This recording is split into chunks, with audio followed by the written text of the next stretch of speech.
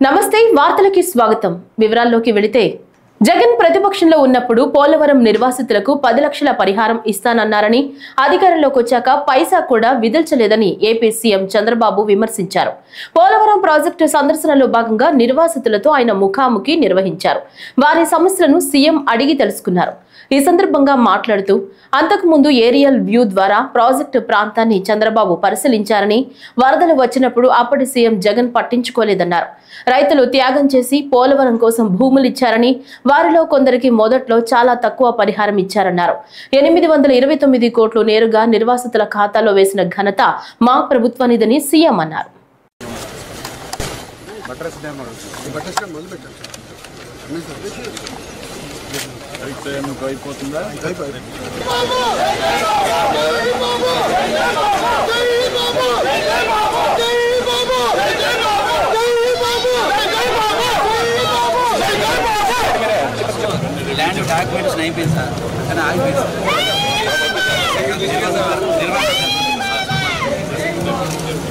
ఇచ్చి ఈరోజు మీరు చూస్తే చాలా ఇబ్బందులు పడ్డారు.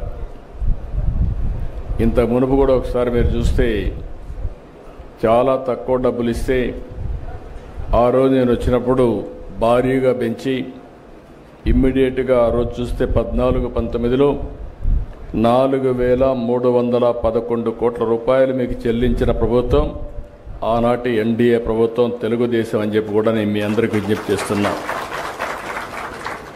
ఆ తర్వాత మీరు చూస్తే నిన్నటి వరకు 5 సంవత్సరాలు బాధితుల్ని పట్టించుకున్న సందర్భమే లేదు. మీకోసం ఆలోచించిన దాఖలాలు లేవు. కడాన మిమ్మల్ని చూస్తే చాలా బాధేస్తుంది. నేనే మీకు ఒక భరోసా ఇచ్చాను.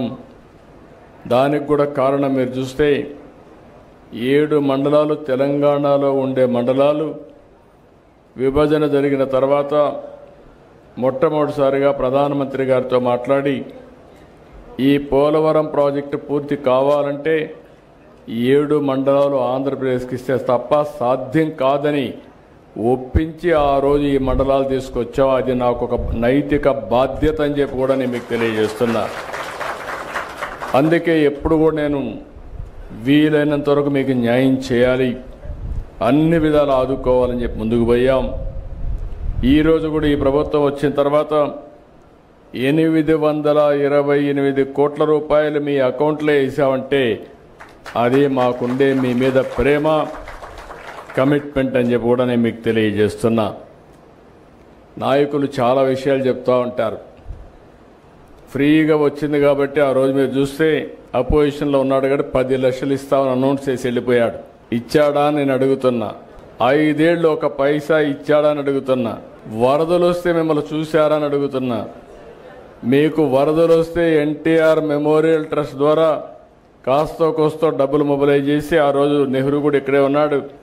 అందరం గ్రామం తిరిగి కొంతవరకు మిమ్మల్ని ఆదుకున్న పార్టీ ప్రభుత్వం, ఆనాటి ప్రభుత్వం పార్టీ అని చెప్పి కూడా నేను మీకు తెలియజేస్తున్నా. తెదేపా నేత రమేష్ రెడ్డిపై పార్టీ అధిష్టానం చర్యలు తీసుకోకపోతే తాను రాజీనామా చేస్తానని తిరువూరు ఎమ్మెల్యే కొలికపూడి శ్రీనివాసరావు ప్రకటించారు. రమేష్ రెడ్డిని పార్టీ నుంచి తక్షణమే బహిష్కరించాలని కోరుతూ గిరిజన మహిళ ఎమ్మెల్యేకు వినతి పత్రం అందజేశారు. అనంతరం స్పందించిన కొలికపూడి 48 గంటల్లో రమేష్ రెడ్డిపై చర్యలు తీసుకోవాలని అధిష్టానాన్ని కోరారు. బాధితులకు న్యాయం జరగకపోతే ఎమ్మెల్యేగా తానెందుకని వ్యాఖ్యానించారు. ఇంత దారుణం చేసిన రమేష్ రెడ్డి మీద పార్టీ నాయకత్వం చర్యలు తీసుకోకపోతే 48 గంటల తర్వాత నేను రాజీనామా చేస్తాను. పల్నాడు జిల్లా గ్రోత్ రేటు పెరిగేలా కలెక్టర్ చర్యలు తీసుకోవాలని సీఎం చంద్రబాబు ఆదేశించారు. సచివాలయంలో జరిగిన జిల్లా కలెక్టర్ల సదస్సులో జిల్లా ప్రగతికి సంబంధించి కలెక్టర్ అరుణ్ బాబు ప్రజెంటేషన్ ఇచ్చారు. ఈ సందర్భంగా సీఎం మాట్లాడుతూ జిల్లా గ్రోత్ రేట్ 7.54 ఉందని, రాష్ట్రంలో 24వ స్థానంలో నిలిచిందన్నారు. జిల్లా తలసరి ఆదాయాన్ని 2,16,504కు పెంచే విధంగా రూపొందించిన ప్రణాళికను కలెక్టర్ వివరించారు. Guntur 3,54,228 above state average, Bapatla below state average, that is 2,76,030. Palnadu 2,16,504. ఈ ఫిగర్స్ అన్ని ఎందుకు చదివినిపిస్తుందంటే మీకు ఒక ఐడియా ఉండాలి, ఒక క్లారిటీ ఉండాలనే ఉద్దేశంతో నేను చదివినిపిస్తున్నాను. అదే సమయంలో ఇక్కడికి వచ్చినప్పుడు మీరు కొన్ని సమస్యలు కూడా చెప్పారు. అవి కూడా ఒకసారి చూస్తే, ఒకటి ఫస్ట్ కృష్ణా డిస్ట్రిక్ట్, కృష్ణా జిల్లాకు వచ్చినప్పుడు విజయవాడలో వైఎస్ఆర్సీపీ ఆధ్వర్యంలో ఇఫ్తార్ విందు జరిగింది. ఈ కార్యక్రమానికి వైఎస్ఆర్సీపీ అధ్యక్షులు వైఎస్ జగన్ పాల్గొన్నారు. ఈ సందర్భంగా ముస్లిం సంప్రదాయం ప్రకారం టోపీ, పవిత్ర కండువా ధరించిన వైఎస్ జగన్ ముస్లిం సోదరులతో కలిసి నమాజ్ చేశారు. అనంతరం వారితో కలిసి ఇఫ్తార్ విందు స్వీకరించారు. ముస్లిం సోదరులకు ఈద్ ముబారక్ అంటూ ఉర్దూలో ముందస్తు రంజాన్ మాస శుభాకాంక్షలు తెలిపారు. అందరి ప్రార్థనలు సఫలం కావాలని ఆకాంక్షించారు. అల్లాహ్ చల్లని ఆశీస్సులతో అందరూ బాగుండాలని ఆయన కోరుకున్నారు. ఈ కార్యక్రమంలో పలువురు మాజీ మంత్రులు, ఎమ్మెల్యేలు, ఎమ్మెల్సీలు, వైఎస్ఆర్సీపీ సీనియర్ నాయకులతో పాటు పలువురు ముస్లిం పెద్దలు పాల్గొన్నారు. అల్హమ్దులిల్లాహి రబ్బిల్ ఆలమీన్. అల్లాహుమ్మ సల్లి అలా సయ్యిదినా ముహమ్మద్ వ అలా ఆలి ముహమ్మద్ కమా సల్లైత అలా ఇబ్రాహీమ్ వ అలా ఆలి ఇబ్రాహీమ్ ఇన్నక హమీదుమ్ మజీద్. అల్లాహుమ్మ రబ్బనా హబ్ లనా మిన్ అజ్వాజినా వ దుర్రియాతినా ఖుర్రత అయుని వజఅల్నా లిల్ ముత్తఖీన ఇమామా. لا إله إلا أنت سبحانك إنا كنا من الظالمين. اللهم ربنا آتنا في الدنيا حسنة وفي الآخرة حسنة وقنا عذاب النار. اللهم ربنا لا تزغ قلوبنا بعد إذ هديتنا وهب لنا من لدنك رحمة.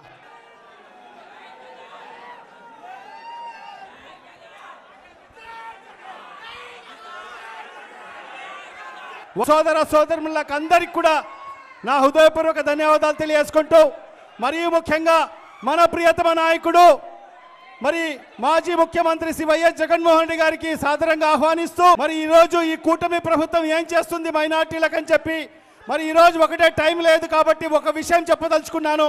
మా నాదైతే ఉందో ఈరోజు దేశవ్యాప్తంగా ముస్లిం మైనార్టీలు ఆందోళన చెందుతున్నారు. ఎవరు కూడా ఆందోళన చెందాల్సిన అవసరం లేదు. మన రాష్ట్రంలో మన నాయకుని మాట వైఎస్ఆర్ కాంగ్రెస్ పార్టీ మరి వక్ఫ్ అమెండ్మెంట్ బిల్లుకు వ్యతిరేకిస్తుందని చెప్పి కూడా ఈ సందర్భంగా తెలియజేసుకుంటున్నాను. మరి ఇప్పుడు మరి మన నాయకుడు గారు శ్రీ వైఎస్ జగన్మోహన్ రెడ్డి గారు మీకు శుభాకాంక్షలు తెలియజేస్తారు. హోంశాఖ మంత్రి వంగలపూడి అనిత పాస్టర్ ప్రవీణ్ పగడాల మృతిపై స్పందిస్తూ మృతుని కుటుంబ సభ్యులకు ప్రగాఢ సానుభూతి తెలియజేస్తున్నామని తెలిపారు. ఈ దుర్ఘటనపై ప్రాథమిక సమాచారం తెలిసినా ప్రభుత్వ బాధ్యతగా అన్ని కోణాల్లోనూ విచారణ జరుపుతామని, కూటమి ప్రభుత్వం అన్ని వర్గాలను సమానంగా చూస్తుందని మంత్రి ప్రకటించారు. పగడాల ప్రవీణ్ కుమార్ గారు పాస్టర్ గారు మొన్న నైట్ కొంతమూరు దగ్గర అనుమానాస్పదంగా మృతి చెందడం మనందరికీ కూడా తెలిసిందే. విషయం ఏంటంటే ప్రవీణ్ గారు మరణం అన్నది చాలా బాధాకరమైన ఇష్యూ. అనుమానాస్పదంగా మృతి చెందారు అని చెప్పి పోలీసులు కూడా కేసు ఫైల్ చేయడం జరిగింది. ఆ నెక్స్ట్ డే మార్నింగ్ కొంతమంది చూసి ఇలా చనిపోయారని చెప్పగానే పోలీసులు ఇన్వెస్టిగేషన్కి వెంటనే వచ్చి ఇమీడియట్గా బాడీని కూడా అక్కడ నుంచి తీసి ఇన్వెస్టిగేషన్ చేయడం మొదలుపెట్టారు. అందరూ కూడా వాళ్ళ కుటుంబ సభ్యులు ఎవరైతే ఉన్నారో వాళ్ళందరూ కూడా వాళ్ళ అనుమానాస్పదంగా ఆ మృతిని వాళ్ళు భావించిన తర్వాత వాళ్ళ అనుమానాస్పదంగా మృతి అని చెప్పేసి పెట్టడం జరిగింది. ఇమీడియట్గా నేను కూడా ఎస్పీ గారితో మాట్లాడాను, డీజీపీ గారితో మాట్లాడడం జరిగింది. గౌరవ ముఖ్యమంత్రి గారు కూడా దీని మీద ఇమీడియట్గా ఎంక్వైరీ వేసి నిజానిజాలు తేల్చమని చెప్పేసి అందరికీ కూడా ఆర్డర్స్ కూడా పాస్ చేయడం జరిగింది. ఎక్కడ కూడా ఎటువంటి ఇబ్బంది లేకుండా పారదర్శకంగా దర్యాప్తు కొనసాగిస్తున్నాం.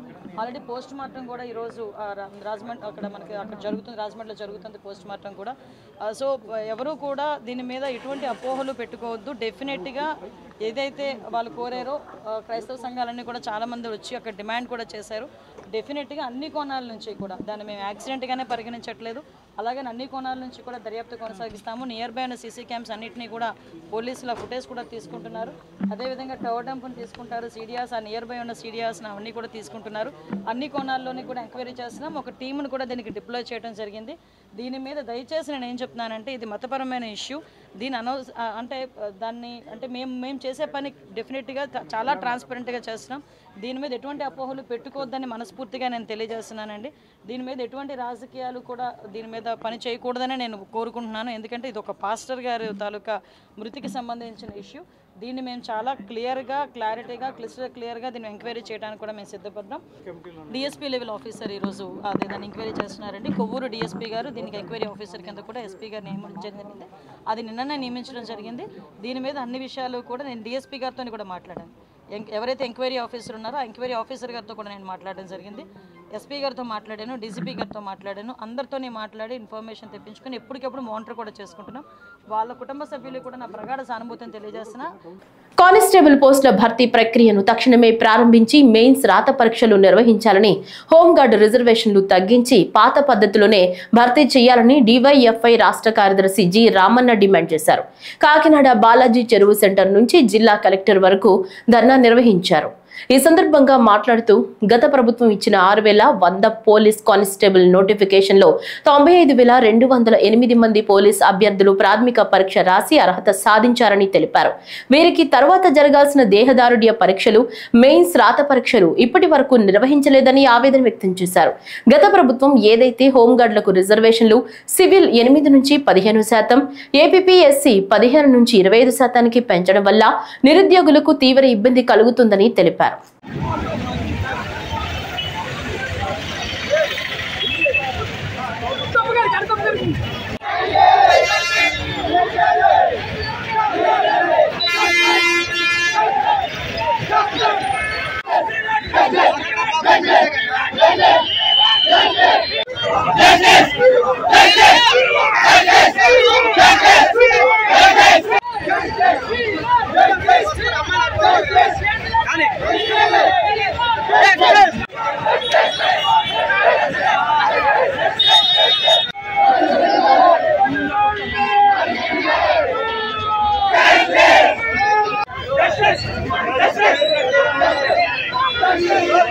అభ్యర్థులు వెయిట్ చేస్తున్నారో ఇదిగో అదుగో అని ఊరిస్తున్నారు ప్రభుత్వాలు.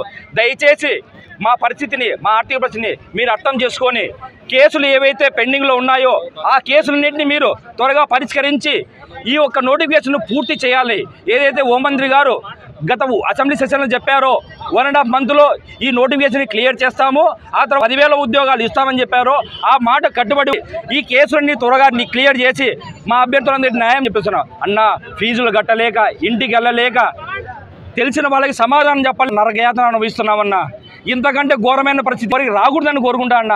3 సంవత్సరాల నుంచి ఒకే ఒక్క జాబు కోసం వెయిట్ చేస్తున్నా. అర్థం చేసుకోండి అన్న, ప్రతి ఒక్కరిని చేసుకోండి అన్న.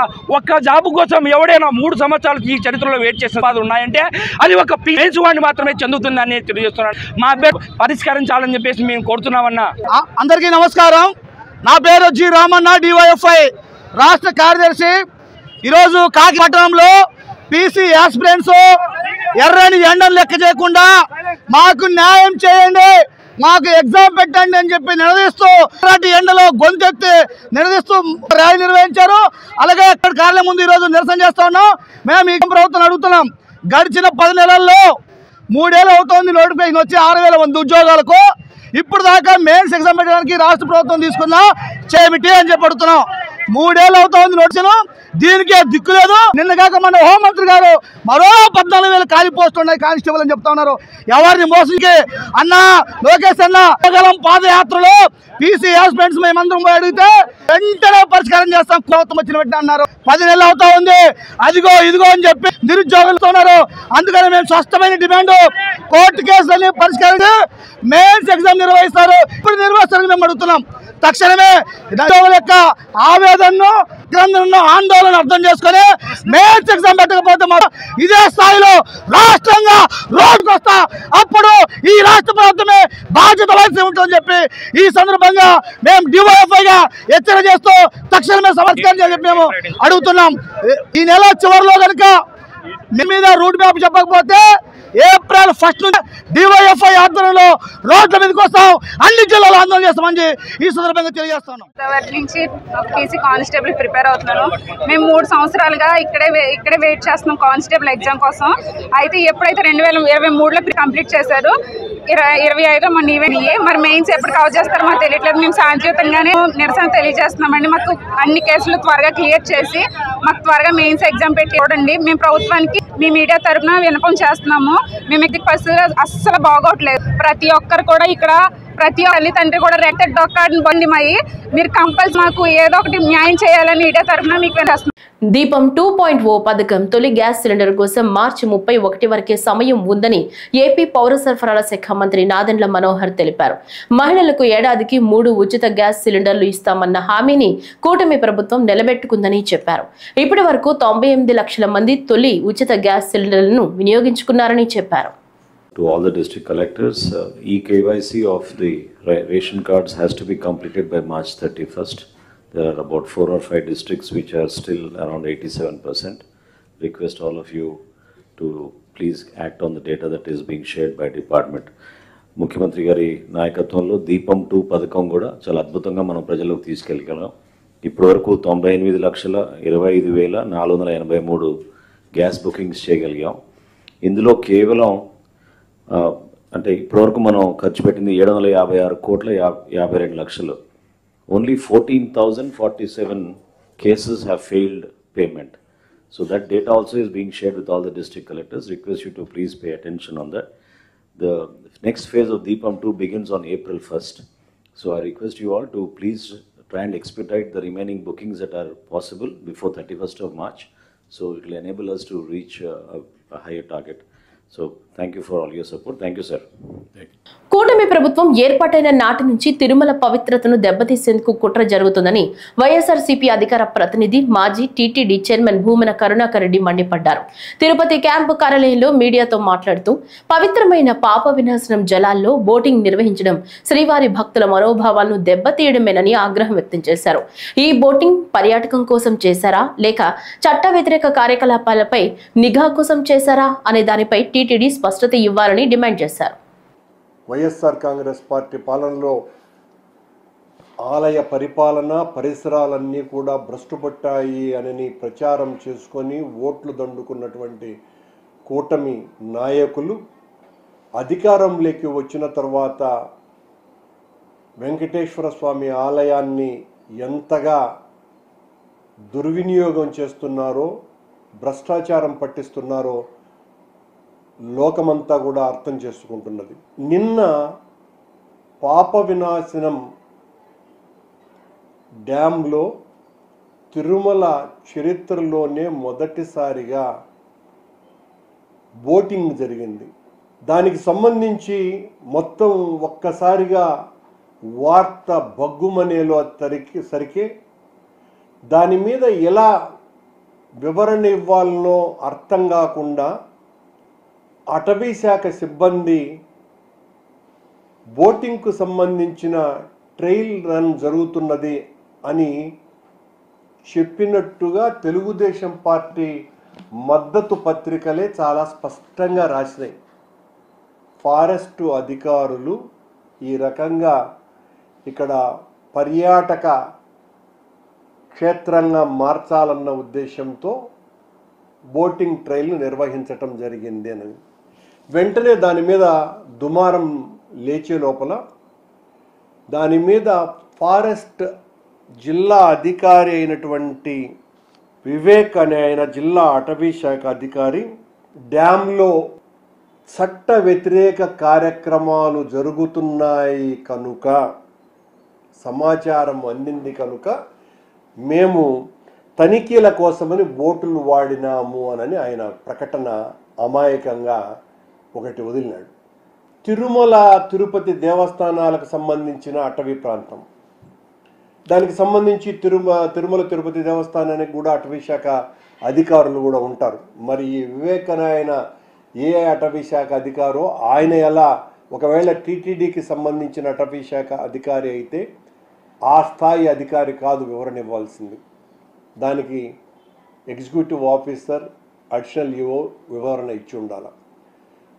అంటే చట్ట వ్యతిరేక కార్యక్రమాలు జరుగుతున్నాయి అంటే తెలుగుదేశం పార్టీ కూటమి ప్రభుత్వంలో తిరుమల క్షేత్రంలో ఎన్ని దురాఘాతాలు జరుగుతున్నాయి అన్నది ఈ వివేక్ అనేటువంటి అధికారి ద్వారా విషయం బయటపడిపోయింది. ఆయన చాలా స్పష్టంగా చెప్తున్నాడు, చట్ట వ్యతిరేక కార్యక్రమాలు జరుగుతున్నట్టుగా మాకు సమాచారం అందింది కనుక మొట్టమొదటిసారిగా బోటింగును వాడటం, అది కూడా బోటింగును అందుకోసమనే వాడినారు అని అంటే అర్థమైంది. చాలా పెద్ద ఎత్తున ఆ చట్ట వ్యతిరేక కార్యక్రమాలు జరిగినప్పుడే జరుగుతాయి. అలాంటి బోటింగ్ జరగటం అన్నది. ఇంతవరకు తిరుమల చరిత్రలో ఇలాంటి సంఘటన ఎప్పుడూ కూడా జరగల. అంబేద్కర్ రాజ్యాంగం ప్రకారం అందరికీ సమాన హక్కులు ఉన్నాయని, కానీ రాష్ట్రంలో వ్యవస్థ రాజ్యాంగ సూత్రాలకు వ్యతిరేకంగా ప్రవర్తిస్తోందని వైసీపీ నేత సాకే శైలజానాథ్ అన్నారు. వైసీపీ ప్రధాన కార్యాలయంలో పాత్రికేయులతో మాట్లాడుతూ చిన్న కేసుల మీద 41A నోటీసు లేకుండా నిర్బంధంలోకి తీసుకున్న ఘటనలపై హైకోర్టు పోలీస్ వ్యవస్థ మీద ఘాటు వ్యాఖ్యలు చేయటం విచారకరమని వ్యాఖ్యానించారు. అంతరిక్షం నుంచి సూచనలు వస్తే పోలీసులు ఇలా ప్రవర్తిస్తున్నారని, రెవెన్యూ శాఖలో ఇప్పటికిప్పుడు భూములు మీవి కావు అంటున్నారని, కోర్టు సీసీటీవీ ఫుటేజ్ ఇమ్మంటే కోతులు కొరికేశాయని చెప్తున్నారని ఆయన ఆరోపించారు. ఎంపీటీసీ ఎన్నికల్లో వైసీపీకి పూర్తి ఆధిక్యత ఉన్న నేతలని అపహరిస్తున్నారని ఆరోపించారు. P4 పథకాన్ని చూస్తుంటే ఏపీ ప్రభుత్వం స్వచ్ఛంద సంస్థను నడుపుతోందా అని అనుమానం వేస్తోందని ఎద్దేవా చేశారు. టీడీపీ జనసేన నేతలు ఏం నేర్పుతున్నారని, ఏం ఆశిస్తున్నారని శైలజనాథ్ ప్రశ్నించారు. లేక దాని నుంచి పారిపోయే ప్రయత్నం చేస్తేనే అతన్ని మీరు నిర్బంధంలోకి తీసుకోవాల్సిన అవసరం ఉంటున్న విషయాన్ని మీరు మర్చిపోతే ఎట్లా? ఎవరిని ఏమని రాకరికి హైకోర్టు కూడా దాన్ని గమనించి చెప్పినట్లు నేను చూశాను కొన్ని చోట్ల. ఎవరి కోసమో, ఎవరి మెప్పుదల కోసమో రాజ్యాంగానికి వ్యతిరేకంగా, పోలీస్ మాన్యువల్కి వ్యతిరేకంగా, లేక సంబంధిత ప్రొసీజర్స్ అమలు చేయకుండా ఉంటే ఫైనల్గా అందులో ఇరుక్కుపోయేది మీరే. ఎవరికి పట్టించుకొని హైకోర్టు వ్యాఖ్యానించినట్లు నేను చూశాను. Procedure subject to correction. మీరు ఎందుకు ఆ ప్రయత్నం చేయరు? ఒకే కంటెంట్ ఉన్న కేసులకి అనేక ఎఫ్ఐఆర్లు పనికిరావు. అవన్నిటిని కూడా ఇంప్లీడ్ కావచ్చేమో కానీ అనేక కేసులు పెట్టాల్సిన అవసరం లేదని సుప్రీంకోర్టు ఇచ్చిన సూచనను కూడా మీరు పరిగణలోకి తీసుకోరే. భారతదేశంలో ఉన్న ప్రజలందరూ కూడా న్యాయ వ్యవస్థ పైన, న్యాయ వ్యవస్థ కల్పించే రక్షణ పైన అత్యంత నమ్మకాన్ని, విశ్వాసాన్ని కలిగి ఉన్నారు. అరెస్ట్ చేయొద్దండి అని చెప్పినా సరే అరెస్ట్ చేసిన కేసులు ఉన్నాయి ఇక్కడ. అంటే ఒక ప్రణాళికాబద్ధంగా ఎక్కడి నుంచో, అది అంతరిక్షం నుంచో లేక ఇంకొక దగ్గర నుంచో మీకు సూచనలు వస్తే చేశారని ఆంధ్రప్రదేశ్ రాష్ట్ర ప్రజలు భావిస్తూ ఉన్నారు. ఇది మీ వ్యవస్థకు మంచిది కాదు. అట్లాగే నిజంగానే మీరు చేస్తున్న పని వ్యవస్థలో భాగంగా నేను మీ గురించి మాట్లాడుతూ ఉన్నా. ఒకానొక సందర్భంలో గౌరవ హైకోర్టు డీజీపీ గారి పోస్టుపై ఉన్న గౌరవం కొద్దీ మేము మాట్లాడడం లేదనే విధంగా కూడా మాట్లాడిన సంగతికి నేను గుర్తు చేసుకుంటా ఉన్నా. కనుక దయచేసి మీరు రాజ్యాంగాన్ని, పోలీస్ మాన్యువల్ని గుర్తించండి, గౌరవించండి. అందరూ కూడా, రెవెన్యూ వాళ్ళు కూడా, నేను చాలా చోట్ల చూస్తూ ఉన్నా, ఇప్పటికిప్పుడు అసలుకి లేని హక్కులు కొద్దిమందికి దఖలు పడతా ఉన్నాయి. ఇప్పటికిప్పుడు కొన్ని చోట్ల ఆఖరికి కొన్ని 10 సంవత్సరాలుగా అనుభవం ఉన్న ప్రాంతాల్లో కూడా ఆఖరికి అనుభవం కాదు, మీది కాదు, ఇది వేరే వాళ్ళ విధంగా ఈ రోజున రెవెన్యూ భూముల విషయంలో మేము చూస్తూ ఉన్నాం. మీకు పనులు పెట్టమని ఆఫీసర్లు చూస్తూ ఉన్నాం. మాకు ఒప్పుకోవడం లేదు, మా స్థానిక ప్రజాప్రతినిధి ఒప్పుకోవడం లేదు, మేమేమీ చేయలేమయ్యా అని చెప్పిన కాలాన్ని కూడా చూసాం ఈ మధ్య కాలంలోనే. వివరాలు కావాల్సితే అందిస్తాం, ఇబ్బంది ఏం లేదు. ఎందుకంటే I don't want to mention the names of the officers with the due respect on them. At the same time, I am recognizing the pressure on those people. చివరికి ఇంకా ఎంత అంటే దీన్ని ఆలోచించాల్సిన అవసరం ఉంది అందరూ కూడా. కోర్టు సీసీటీవీలో ఫుటేజ్ ఇమ్మంటే కూడా కోతులు కొరికేసినాయనేదో అనేంత వరకు కోర్టు ముందే చెప్పేంత అవసరాన్ని మీరు తీసుకుంటున్నారంటే అర్థం చేసుకోవాలా. ఏ వ్యవస్థ కోసం, ఏ వెలుగులకి సమాజాన్ని తీసుకెళ్తున్నారో మీరు అర్థం చేసుకోవాల్సింది. ఆఖరికి ఎన్నిసార్లు మాట్లాడినా సరే మీ దగ్గర పార్లమెంటులో అరకు కాఫీ స్టాల్ ప్రారంభోత్సవానికి స్థానిక పార్లమెంటు సభ్యురాలుగా తన పట్ల వివక్ష చూపటం, కనీసం ఆహ్వానం లేకపోవడం అత్యంత బాధాకరమని అరకు ఎంపీ డాక్టర్ తనుజా రాణి ఆవేదన వ్యక్తం చేశారు.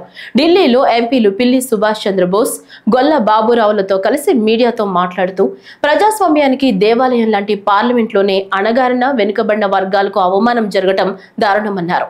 గిరిజన ఎంపీనైనందుకే అవమానించాలనే ఉద్దేశంతోనే ఈ కార్యక్రమానికి ఆహ్వానించలేదు అని ప్రశ్నించారు. దీనిపై స్పీకర్ కు ఫిర్యాదు చేస్తున్నట్లు తెలిపారు. అరకు పార్లమెంట్లోని కాఫీ స్టాల్ ని పెడితే అరకు ఎంపీని పిలవాలనిపించలేదా? కానీ ఈ ప్రాసెస్లోని ఒకవేళ కనుక నన్ను పిలిచి ఉంటే, లేకపోతే ఒకవేళ కనుక నా పార్టిసిపేషన్ కనుక ఈ ప్రాసెస్లో ఎక్కడైనా పెడితే, నాకున్న ఐడియాస్ ఒక 2-3 నేను మీ అందరితో షేర్ చేయాలనుకుంటున్నాను. ఈ ఇనాగ్రేషన్ ఫంక్షన్కి స్థానిక అరకు ఎంపీని పిలవకపోవడం బాధాకరం. అయితే ఈ అరకు స్టాల్ని ఇనాగ్రేట్ చేయడం నిజంగా గర్వించదగ్గ విషయం. మనందరికీ proud moment. Especially people from tribal కాన్స్టిట్యున్సీకి చెందిన పీపుల్ అందరికీ ఇది ఒక ప్రౌడ్ మూమెంట్. అంతర్జాతీయ ఖ్యాతి కలిగిన అరకు కాఫీ పార్లమెంట్లో స్టాల్ పెట్టడం నిజంగా గర్వించదగ్గ విషయం. అట్లాంటి అంత మంచి విషయాన్ని అరకు స్థానిక ఎంపీగా ఉన్న నన్ను ఇన్వైట్ చేయలేదు. కానీ ఈ రోజు నేను ప్రెస్ మీట్ పెట్టి మీ మీడియా ముందుకు రావడానికి గల ప్రధాన కారణం నన్ను ఇన్వైట్ చేయలేదు అన్నది కాదు. ఇన్వైట్ చెయ్యకపోయినా నేను ఫీల్ అవ్వలేదు, బాధపడలేదు, చింతించలేదు. కానీ ఈ ప్రాసెస్ జరుగుతుంది, అరకు కాఫీని పార్లమెంట్ లోకి తీసుకుని వచ్చి పెడతాము అనే ఆలోచన మీకు కలిగిన రోజే అక్కడ మన ఎంపీ ఉన్నారు, మన సమస్యల మీద ఆమె పార్లమెంట్ లో మాట్లాడుతున్నారు, ఆమె వాయిస్ ని వినిపిస్తున్నారు పార్లమెంట్ లో. అలాంటప్పుడు అంత మన కోసం ఫైట్ చేసే ఆమెకి ఒక్కసారి చెప్పాలని చనిపోయలేదా అని అందరూ టేస్ట్ చేసిందే, అంతర్జాతీయంగా కూడా అందరికీ తెలిసిందే. అయితే దాని వెనక రైతులు ఎంత కష్టపడుతున్నారు, చెమటోర్చి కష్టపడి అరకు కాఫీని పండించిన రైతుల్ని, ఒక 10 మంది రైతుల్ని పార్లమెంట్ వరకు తీసుకుని వస్తే ఇక్కడున్న ప్రముఖులందరూ కూడా అరకు కాఫీని టేస్ట్ చేస్తూ ఉంటే ఆ రైతులు వాళ్ళని చూస్తే వాళ్ళు పడ్డ ఆనందం, వాళ్ళు పడ్డ కష్టం అంతా కూడా అక్కడ సాటిస్ఫాక్షన్ అవుతుంది అని చెప్పి నేను ఈ మీడియా ముఖంగా తెలియజేసుకుంటున్నాను. అదే విధంగా మన అరకు కాఫీ అన్నది not only famous for the Araku coffee, it's famous for other spices, it's famous for pepper, it's famous for turmeric, it's famous for jaggery, it is famous for tamarind. ఇట్లాంటి స్పైసెస్ ఎన్నో ఉన్నాయి. Araku coffee మాత్రమే అరకుకి famous కాదు, Araku famous for all the spices. ఇట్లా ఎన్నో ఉన్నాయి. అట్లాంటివన్నీ కూడా మనం బయటకు తీసుకుని వచ్చి ఇక్కడ పార్లమెంట్ సాక్షిగా ఎంతో మంది ఎంపీలకు కానీ, స్పీకర్లు కానీ, లేకపోతే ఇక్కడ నిన్న పార్టిసిపేట్ చేసిన అందరికీ మనం తెలియజేయవలసిన పరిస్థితి ఉండేది ఒకవేళ నన్ను కూడా పార్టిసిపేట్ చేయగలిగితే. పారిశ్రామిక ప్రాంతంలోని గోదావరి ఖని 1 టౌన్ సిఐని వెంటనే సస్పెండ్ చేయాలని రామగుండం కమిషనర్ ఆఫ్ పోలీస్ సిపికి వినతి పత్రం అందజేశారు. అనంతరం ఏఐఎస్ఎఫ్ పెద్దపల్లి జిల్లా కార్యదర్శి రేణుకుంట్ల ప్రీతం మాట్లాడుతూ బాధితుల పక్షాన సమస్య ఉందని సిఐ దృష్టికి తీసుకెళ్తే సమస్యను పరిష్కరించకుండా అసభ్యకరమైన పదజాలంతో తిడుతూ నువ్వెవడు, నువ్వెందుకు వచ్చావు, నీ సమస్యనా, నీకు ఏం అవసరం, సమస్యను పరిష్కరించాం, ఎవరికి చెప్పుకుంటావో చెప్పుకో అంటూ నన్ను బయటకు గెంటేయండి అంటూ నా అసలైన రూపం నీకు తెలవదు అంటూ హెచ్చరించడం జరిగిందన్నారు. ప్రాంతంలోని గోదావరి ఖని 1 టౌన్ సిఐ గారు బాధితుల పక్షాన సమస్యను సిఐ దృష్టికి తీసుకెళ్తే దురుసుగా ప్రవర్తించడం జరిగింది. ఆయన దురుసు ప్రవర్తన ఎంతోమంది ప్రజలను, బాధితులను ఇబ్బందులకు గురి చేస్తూ ఉంది. గతంలో కూడా మన బీఆర్ఎస్ పార్టీ కార్పొరేటర్లను, అదేవిధంగా మన యువ న్యాయవాది పైన మొన్న మాపై కూడా దురుసుగా ప్రవర్తించడం జరిగింది. ఈయన దురుసు ప్రవర్తనపై ప్రభుత్వము చర్యలు తీసుకోవాలని, అదేవిధంగా మన సిపి గారు చర్యలు తీసుకోవాలని వినతి పత్రం ఇవ్వడం జరిగింది. సిపి గారు కూడా స్పందించి నేను చర్యలు తీసుకుంటా అని చెప్పడం జరిగింది. అఖిల భారత విద్యార్థి సమైక్యగా ఆయనకు ప్రత్యేక ధన్యవాదాలు తెలియజేస్తా ఉన్నాను. జగిత్యాల జిల్లా మల్యాల మండలంలోని ముత్యంపేట గ్రామంలో గల శ్రీ కొండగట్టు అంజన్న ఆలయంలోని 12 హుండీలను అధికారులు తెరచి కానుకలను లెక్కించారు. 55 రోజులకు 1,09,00,000 పైచిలుకు మరియు విదేశీ నోట్లు 109 వచ్చినట్లు ఈవో శ్రీకాంతరావు ప్రకటనలో తెలిపారు. వెండి, బంగారాలకు సంబంధించిన వాటి లెక్కింపు లేదు. ప్రత్యేక పర్యవేక్షణ అధికారి సుప్రియ, శ్రీ లలిత సేవా ట్రస్ట్ ఆలయ అధికారులు, పోలీస్ సిబ్బంది తదితరులు పాల్గొన్నారు.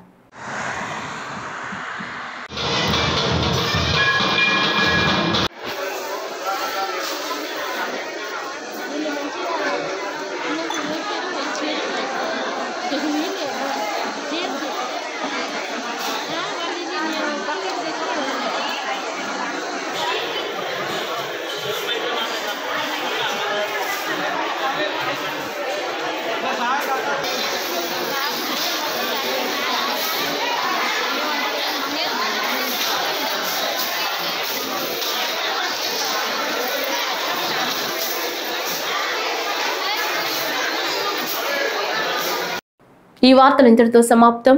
నమస్కారం.